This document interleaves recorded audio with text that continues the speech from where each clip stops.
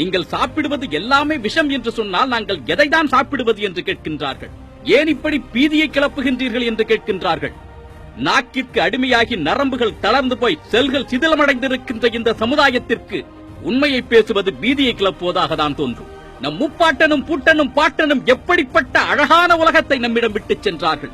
நம் குழந்தைகளுக்கு நாம் எதை கொடுக்க போகின்றோம்?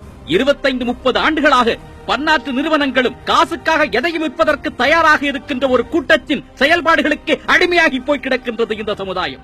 காலம் காலமாக பரம்பரை பரம்பரையாக நாம் உண்டு வந்த உணவுகளை எல்லாம் தடுத்து நிறுத்தினார்களே, அப்பொழுது என்ன செய்து கொண்டிருந்தீர்கள்? கடலை எண்ணெய் உபயோகப்படுத்தாதீர்கள், நல்லெண்ணெய் உபயோகப்படுத்தாதீர்கள், தேங்காய் எண்ணெயை உபயோகப்படுத்தாதீர்கள் என்று கூறி கூறி உங்கள் அறிவை மழுங்கச் செய்து ரீஃபைண்ட் ஆயில் என்ற ஒன்றை கொண்டு வந்தார்களே. இன்று எத்தனை சிறப்பு மருத்துவமனைகள் இதய கோளாறுகளுக்காகவும் சர்க்கரை வியாதிகளுக்காகவும் உங்கள் பகுதியில் இருக்கிறது. அயோடின் உப்பை சாப்பிடு, அயோடின் உப்பை சாப்பிடு என்று கூறி கூறி என் தெருவில் கூவி கூவி உப்பு விற்றவனை எல்லாம் உதைத்து தள்ளினார்களே. அதன் பலன் என்ன தெரியுமா? இன்று வீதிக்கு வீதி தைராய்டு ஸ்பெஷாலிட்டி ஹாஸ்பிட்டல்கள் முளைத்திருக்கின்றன. புற்றுநோய் என்பது எங்கோ ஒருவனுக்கு ஏதோ ஒரு மூளையில் வருகின்ற ஒரு நோயாக இருந்தது. ஆனால் உங்கள் பகுதியில் புற்றுநோய்க்காக மருத்துவம் பார்க்கின்றேன் என்று எத்தனை மருத்துவமனைகள் முளைத்திருக்கின்றது. எப்படி வந்தது புற்றுநோய்? உடல் உழைப்பின்றி இருந்தால் ரத்த கொதிப்பு வரும், சர்க்கரை நோய் வரும் என்று கூறிக்கொண்டிருந்தீர்களே. 25 வயதில் ஓடி ஓடி உழைக்கக்கூடிய என் இளைஞன் நெஞ்சு வெடித்து இறந்து போகின்றானே, அதற்கு என்ன காரணத்தை கூறப் போகின்றீர்கள்? உலக நாடுகளில் தடை செய்யப்பட்ட பொருட்களும் தடை செய்யப்பட்ட தயாரிப்பு முறைகளும் இந்த தேசத்தில் பரவலாக இருக்கின்றதே, அதை பற்றி நீங்கள் யோசித்திருக்கின்றீர்களா?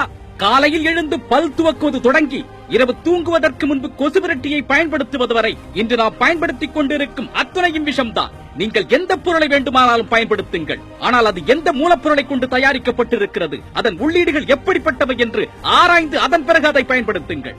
வெள்ளை சர்க்கரையையும் மைதாவையும் முதலில் தூக்கி எறியுங்கள். பிளாஸ்டிக் கப்பிலோ பேப்பர் கப்பிலோ சூடான பானங்களை அருந்துவதை நிறுத்துங்கள். பேப்பர் கப்பின் உள்ளே ஒரு வேக்சின் தடவப்பட்டு இருக்கும். அந்த வேக்சின், அதாவது மெழுகை, உங்கள் வயிற்றால் செரிக்க முடியாது, அது வயிற்றுக்குள்ளேயே தங்கிவிடும். ஒரு ஹோட்டலில் நெகிழி காகிதத்தில் உங்களுக்கு உணவளித்தால் அதை புறக்கணியுங்கள். நெகிழி காகிதத்தில் சாப்பிட மாட்டோம் என்று எழுந்து வாருங்கள். அடுத்த முறை நீங்கள் செல்லும் பொழுது அந்த கடைக்காரர் 10 இலையை வாங்கி வைப்பார்.